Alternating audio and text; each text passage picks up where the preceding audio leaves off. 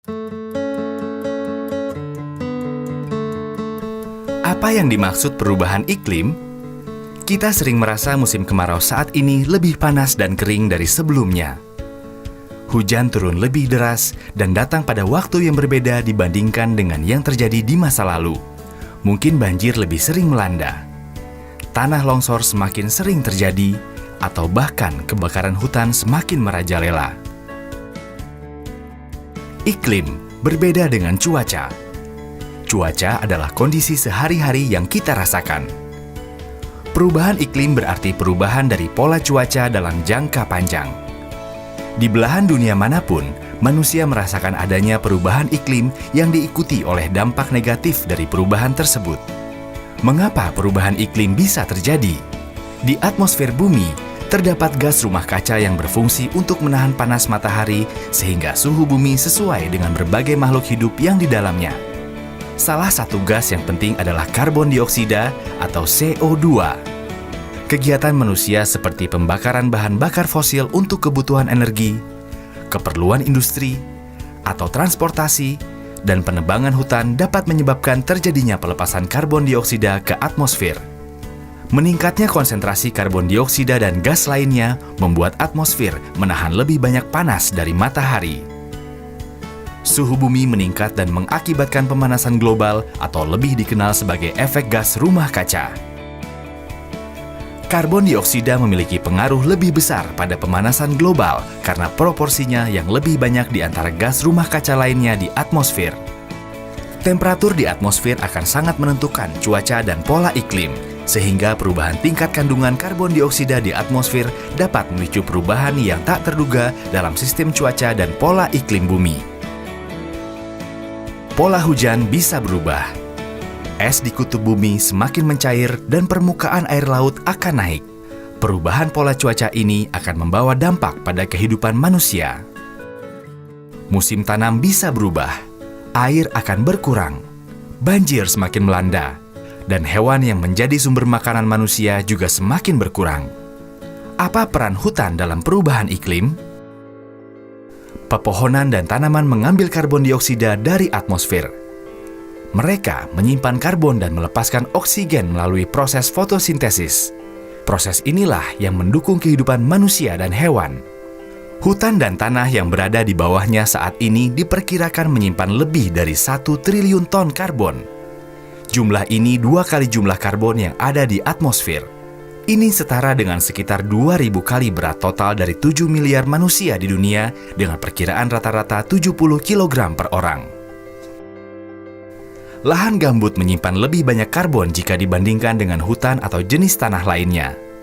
Bayangkan apa yang akan terjadi ketika kita kehilangan hutan dan lahan gambut. Jika hutan hilang, kita tidak hanya akan kehilangan fungsi penyerapan hutan, tetapi juga karbon yang disimpan tumbuhan dan tanah yang dilepaskan kembali ke atmosfer akan memperparah perubahan iklim. Deforestasi dan perubahan tata guna lahan, termasuk lahan gambut, menghasilkan sekitar 60% total emisi Indonesia. Hutan juga berperan besar dalam upaya adaptasi terhadap perubahan iklim karena hutan menyediakan sumber mata pencaharian alternatif saat terjadi tekanan iklim dan kegagalan panen. Data BPS tahun 2012 menunjukkan 18 juta jiwa atau 63% dari 29 juta penduduk miskin hidup di pedesaan di dalam dan sekitar kawasan hutan. Kurang lebih 27% dari jumlah desa di Indonesia berbatasan langsung dengan kawasan hutan. Jika hutan dijaga dan dikelola secara lestari, berarti juga akan memperbaiki taraf ekonomi masyarakat. Apa yang dilakukan oleh IFAX? USAID IFAX, Indonesian Forest and Climate Support, memilih penanganan deforestasi dan degradasi hutan sebagai upaya utama untuk membantu Indonesia mengurangi emisi dan menghadapi perubahan iklim. Untuk membantu memastikan pengelolaan hutan yang lebih baik, IFAX bekerja sama dengan pemerintah, sektor swasta, dan komunitas masyarakat sipil, tokoh agama, dan tokoh adat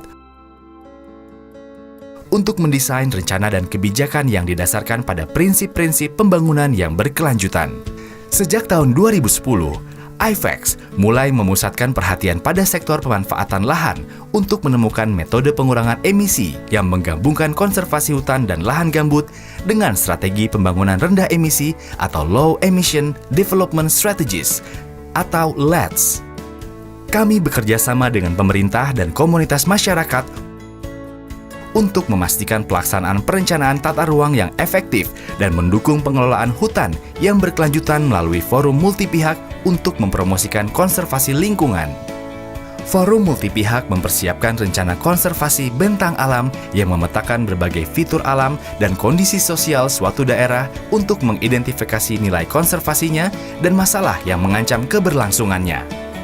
IFEX juga membantu pemerintah dalam menyelesaikan kajian lingkungan hidup strategis yang memusatkan upaya konservasi ke beberapa daerah terpilih dan mendukung perencanaan tata ruang melalui pemetaan area bernilai konservasi tinggi dan area yang rawan terhadap dampak perubahan iklim, serta mengusahakan intervensi yang mendukung konservasi dan pembangunan rendah emisi.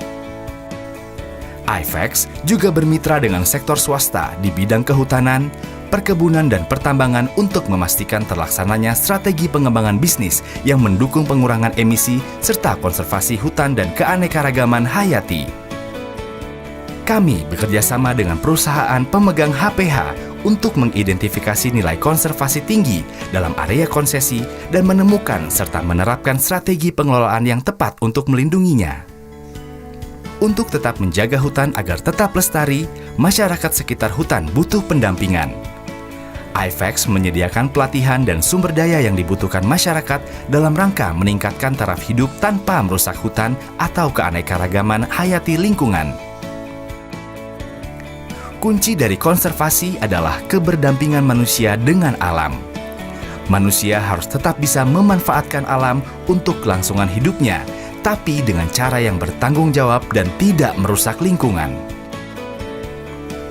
Pemanfaatan dan pengelolaan alam secara benar dan bertanggung jawab akan memastikan harmonisasi ini demi masa depan kita semua. Ingat, kita tidak mewarisi bumi ini dari nenek moyang kita. Kita meminjamnya untuk anak cucu kita.